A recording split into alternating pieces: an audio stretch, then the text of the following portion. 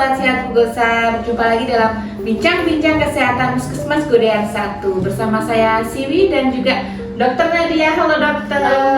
Gimana kabarnya dok? Alhamdulillah baik. Alhamdulillah ya. Oke, kali ini kita akan membahas tentang penyakit leptospirosis yang saat ini sedang cukup merebak ya di wilayah kita. Di Kabupaten Sleman pada bulan Januari dan Februari sudah ada sebanyak 32 kasus leptospirosis dan 5 diantaranya meninggal dunia. Nah, untuk wilayah Puskesmas Godean 1 Januari dan Februari ini ada 2 nih. Nah, kita mau tahu nih dok, sebenarnya leptospirosis itu apa sih? Karena kan banyak nih ya kasusnya dan masyarakat itu sebenarnya sudah tahu tapi mungkin belum pas juga ya. Masyarakat menyebutnya itu adalah virus tikus nih yang marak di masyarakat disebut dengan virus tikus. Sebenarnya penyakit leptospirosis itu apa sih dok? Oke, untuk leptospirosis ini sendiri biasanya dipanggil virus tikus tadi ya mbak ya? Iya, virus tikus, iya. Nah, leptospirosis ini sendiri itu adalah penyakit yang disebabkan oleh bakteri. Bakteri? Virus, bukan iya. virus ya. Bakteri penyebabnya ini adalah namanya bakteri leptospira. Leptospira ya. Seperti namanya itu bakterinya berbentuk spiral. Oh gitu, spiral. Nah, bakteri leptospirosis ini atau bakteri leptospira ini dia ini tempat tinggalnya itu di tempat-tempat yang lembab. Jadi memang Indonesia ini mendukung untuk pertumbuhannya si bakteri leptospira ini. Karena dengan curah hujan yang tinggi, tempatnya juga lembab, itu merupakan tempat-tempat pertumbuhan dari bakteri leptospira. Nah, bakteri leptospira ini dia bisa menginfeksi manusia itu secara langsung atau tidak ataupun tidak langsung melalui hewan. Dan hewannya ini salah satunya tikus ya dok? Iya, salah satunya tikus. Salah satunya tikus. Kenapa makanya disebut virus tikus tadi ya? Masyarakat kenalnya seperti itu. Jadi penularannya sebenarnya seperti apa dok ini leptospirosis ini? Seperti yang dikatakan tadi, jadi leptospirosis ini dia bakterinya bisa menyerang atau menginfeksi manusia itu melalui 2 cara. Bisa secara langsung ataupun juga secara tidak langsung. Nah, secara langsung ini adalah manusia itu dia berkontak atau berkontak langsung dengan lingkungan yang sudah terkontaminasi dengan bakterinya, betul. Kalau dia secara tidak langsung itu berarti manusia tersebut terinfeksi bakteri leptospira itu melalui perantara, yaitu adalah dari hewan. Salah satunya itu adalah tikus. Nah, selain tikus itu yang bisa menjadi perantara dari bakteri leptospira ini atau yang bisa membawa bakteri leptospira ini adalah hewan-hewan pengerat lainnya. Ada juga sapi, kambing, iya, anjing ataupun juga kucing. Ternyata bisa membawa bakteri tersebut. Nah, kita balik lagi dengan cara penularannya. Yang pertama itu adalah cara penularan langsung tadi, kita manusia berkontak langsung dengan bakteri leptospira. Nah, dia bisa menginfeksi atau masuk ke dalam tubuh kita itu kira-kira melalui apa? Mungkin itu yang jadi pertanyaan. Iya, masuknya lewat apa ini dok? Jadi bakteri leptospira ini dia masuk melalui permukaan kulit, mbak. Kulit? Iya. Jadi pada saat ada permukaan kulit yang terluka itu menjadi tempat masuknya dari bakteri leptospira. Dan juga yang kedua itu melalui mukosa. Mukosa itu dari mata, dari mulut dan juga genital. Nah, kita terinfeksi langsung dengan bakteri leptospira ini melalui permukaan kulit tadi. Misal para petani yang bekerja di sawah itu dia tidak memakai alat pelindung diri, misalnya sepatu boot. Ternyata di kakinya itu ada luka terbuka di bagian kulitnya. Nah, di sawah tersebut airnya ternyata sudah terkontaminasi dengan bakteri leptospira. Jadi bakterinya bisa masuk melalui permukaan kulit yang terluka tadi. Gitu. Nah, kemudian ada penularan secara tidak langsung melalui perantara tikus tadi. Nah, ini caranya adalah bakteri leptospira ini kan dia suka di tempat yang tidak bersih ya mbak. Sama halnya dengan tikus. Tempat tinggal tikus kan tempat tinggal yang tidak bersih ya biasanya. Nah, dia nanti misalnya di air selokan ataupun juga di air sawah yang sudah terkontaminasi dengan bakteri leptospira itu menjadi tempat tinggal, menjadi sumber minuman dari tikusnya, kemudian tikusnya terinfeksi lah bakteri leptospira. Nah, kalau dia ke hewan, dia biasanya bertempat tinggal itu di ginjal tikusnya. Nah, ginjal ini kan merupakan organ yang menghasilkan urin, air kencing. Nah, jadi tikus yang sudah terinfeksi dengan bakteri leptospira, di mana di ginjalnya sudah ada bakteri leptospira, jadi saat dia urin yang keluar itu adalah urin yang sudah terkontaminasi juga, sudah terinfeksi juga dengan bakteri leptospira. Jadi ketika sudah si mengandung tikusnya tadi pipis gitu ya, Iya. Dok, ya, itu sudah ada bakterinya gitu ya. di air pipisnya, di air kencingnya itu. Nah, yang namanya tikus kan kita nggak bisa ya Mbak kontrol mau pipisnya di mana gitu. Iya, betul. Dia kan juga tempat tinggalnya di tempat-tempat yang kotor. Nah, misal nih terjadi banjir. Banjir kan kadang tikus banyak muncul ya Mbak, bermunculan. Nah, ternyata air banjirnya itu sudah bercampur dengan air kencing dari tikus yang sudah terinfeksi leptospirosis. Kemudian air banjirnya sudah bercampur dengan air kencing yang sudah terinfeksi tadi, masuklah ke tubuh kita melalui tadi permukaan kulit yang terluka atau juga melalui mukosa. Nah, itu cara bagaimana manusia bisa terinfeksi bakteri leptospira. Nah, untuk jadi kita tahu kalau misalkan ternyata ada beberapa pekerjaan yang beresiko tinggi ya Mbak ya terkena bakteri leptospira ini, itu adalah petani sawah, terus juga petugas yang punya kolam-kolam kayak kolam ikan. Oh iya. Terus juga tempat-tempat pemotongan hewan bisa juga, karena di sana kadang tikus juga bertempat tinggal di sana. Oh sering iya. di tempat-tempat yang kotor pokoknya. Jadi lingkungan yang banyak tikusnya itu menjadi suatu faktor risiko ya, Dok, Iya, ya. pekerjaan yang berkecimpung dengan lingkungan yang ternyata tikusnya banyak di situ. Oh iya, oke, Dok. Lalu kalau sudah tadi penularannya sudah tahu ya, Dok, ya, kita dari ada kontak langsung kemudian tidak langsung Iya. tadi ya.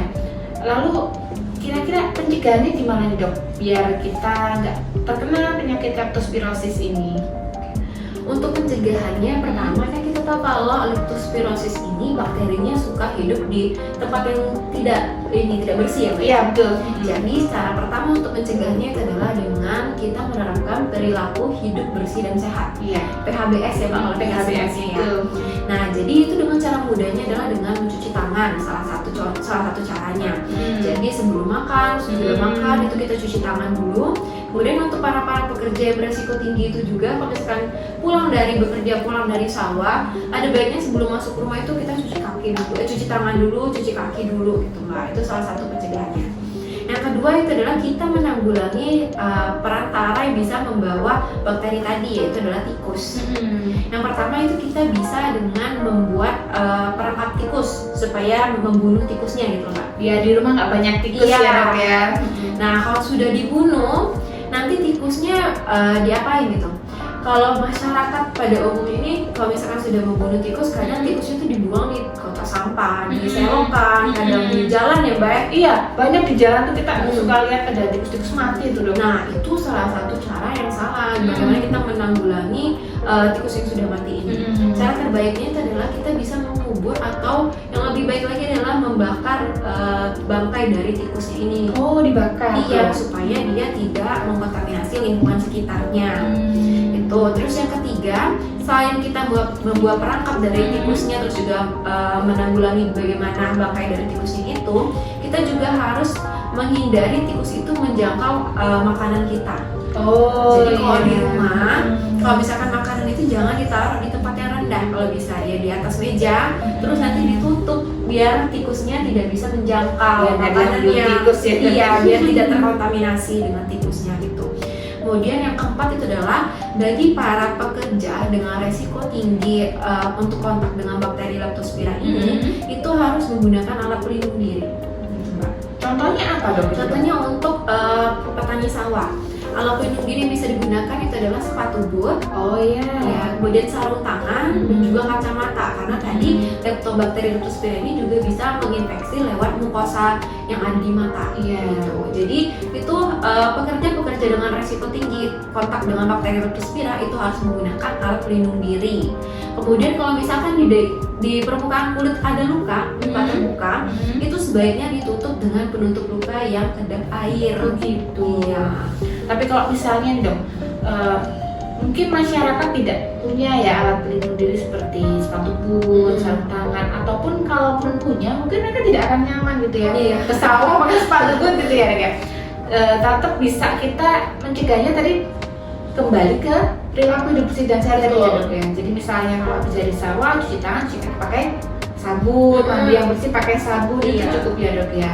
Nanti terus jangan-jangan masyarakat jadi bingung nanti mau ke sawah pakai sepatu boot nih. Tapi tetap Mbak, untuk alat pelindung dirinya tetap sebaiknya dipakai. Karena kita kan tidak pernah tahu sawahnya airnya sudah terkontaminasi atau tidak. Oke. Lalu kalau untuk gejalanya nih dok, ataupun ciri khas penyakit leptospirosis itu apa dok? Oke, untuk gejala klinis dari penyakit leptospirosis ini dia ada gejala ringan sama gejala beratnya, Mbak. Nah, sebelum kita bahas gejala ringan sama gejala beratnya, bakteri leptospira ini dia ada masa inkubasi. Apa itu mas? Nah, masa inkubasi ini dia pasiennya belum bergejala, tetapi ternyata bakterinya sudah memperbanyak diri, gitu. Sudah masuk ke tubuh, dia belum muncul. Iya, gejala. dia memperbanyak diri dulu dari bakterinya, kemudian baru dia menimbulkan gejala. Nah, untuk masa inkubasinya ini sekitar 4-21 hari. Biasanya pasiennya timbul gejala itu sekitar 10 harian. Nah, kalau untuk gejala ringan itu dia munculnya 5-7 hari setelah pasien itu terinfeksi. Oke. Nah, gejalanya apa? Itu gejalanya seperti gejala sakit pada umumnya. Jadi emang agak sulit dibedakan, dia demam. Terus nanti ada sakit kepala, bisa ada mual muntah, diare, kemudian matanya merah. Nah, tetapi pada pasien dengan leptospirosis ini dia ada salah satu ciri khasnya. Jadi pada pasien leptospirosis ini penyakitnya akan menyebabkan nyeri pada bagian otot. Nyeri otot? Iya. Yang paling khasnya itu adalah nyeri pada betis, otot betis biasanya. Nyeri betis. Iya. Oke, berarti itu yang membedakan ya dok ya? Iya, salah satu ciri khasnya. Ya? Kemudian untuk gejala berat itu biasanya dia muncul 1-2 minggu setelah terinfeksi. Nah, gejalanya apa kalau untuk gejala berat? Dia bakterinya sudah mengenai organ-organ lainnya. Pertama, organ hati. Nah, kalau sudah sampai organ hati, ada gangguan fungsi hatinya, nanti pasiennya bisa kuning badannya. Gitu. Ya. Cara yang paling mudah, kalau kita kan selalu mateng ya, Iya, ada nggak betul. kelihatan kuningnya? Itu kita bisa lihat di bagian telapak tangannya. Kalau kita sehat ya, dia putih agak pink gitu. Tapi kalau pasiennya sudah kuning, nanti telapak tangannya juga kuning. Terus kalau udah semakin parah, bisa di bagian bola mata yang putih ini dia nanti akan berwarna kuning. Itu kalau sudah ke organ hati. Kemudian juga bisa ke organ ginjal. Ginjal. Iya. Dan kalau misalkan infeksinya sudah sampai ke ginjal, itu nanti pasiennya gejalanya bisa pipisnya berkurang. Ataupun juga kalau misalkan dia pipis, nanti pipisnya berwarna teh pekat biasanya. Gitu. Terus nanti bisa juga ke organ paru-paru. Di organ paru-paru bisa menyebabkan keluhan batuk-batuk, itu bisa. Jadi kalau misalkan sudah gejala berat, itu dia bisa melibatkan banyak organ gitu. Makanya sampai meninggal itu Iya. karena itu ya dok ya, sampai ke berbagai organ sehingga menyebabkan kefatalan atau sampai meninggal.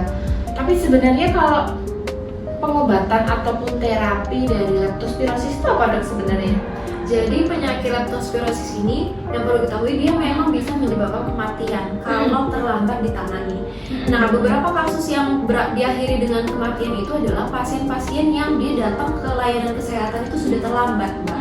Jadi dia sudah gejalanya berat, stadiumnya sudah berat, itu jadinya terlewatkan gitu, susah untuk ditangani karena emang gejalanya sudah berat. Karena baik dari pasiennya pun juga kurang mengetahui ini sakit apa dan dia tidak mau belum mau berobat, gitu ya ya, dibiarkan. ya. Kalau sudah parah baru berobat. Tapi leptospirosis ini juga adalah penyakit yang bisa sembuh kalau misalkan dia ditangani dengan benar dan cepat. Nah, leptospirosis ini kan dia penyebabnya adalah bakteri. Iya, bakteri. Obatnya itu adalah antibiotik. Oh, antibiotik? Iya. Hanya antibiotik sebenarnya dok ya? Sebenarnya cuma antibiotik. Nah, antibiotik ini pun juga bukan antibiotik yang sulit untuk didapatkan untuk gejala ringan ya, Mbak. Iya. Jadi kalau untuk gejala ringan itu dia diberikan antibiotik per oral atau minum. Diminum saja. Iya, dan itu antibiotiknya di puskesmas pun ada gitu. Jadi bukan sesuatu antibiotik yang jarang susah untuk didapatkan kalau untuk gejala ringannya. Gitu, Mbak. Asalkan belum terlambat tadi ya dok Kalau ya. dia sudah gejala berat itu membutuhkan antibiotik biasanya diberikan secara intravena atau pembuluh darah. Karena bakteri leptospirosis ini pada saat dia menginfeksi manusia itu dia berdiam diri di pembuluh darah maksudnya. Bisa kemana-mana tadi Iya, ya. makanya bisa kemana-mana karena dia masuknya lewat bisa masuk ke pembuluh darah. Gitu ya dok. Jadi cukup berbahaya sebenarnya dok ya, walaupun sepertinya ini hanya dari tikus tadi ya, tapi ternyata bisa menimbulkan kematian. Oke dok, tadi kita sudah tahu tentang penyebabnya, kemudian juga gejalanya, penularannya, gejala pencegahannya. Sepertinya sudah lengkap sekali informasi kita tentang leptospirosis. Terima kasih ya dok ya. Semoga masyarakat jadi bisa lebih tahu, bisa mencegah, dan masyarakat semuanya sehat ya. Baik Sobat Sehat Tugosa, informasi tentang leptospirosis tadi sudah sangat lengkap ya. Semoga masyarakat bisa memanfaatkan informasi-informasi dari Puskesmas Godean 1, dan jangan lupa kita ikuti terus informasi kesehatan di YouTube Puskesmas Godean 1 atau di Instagram @puskesmasgodean 1. Sekali lagi terima kasih ya dok ya. Sampai jumpa. Semoga bermanfaat. Amin. Sampai jumpa.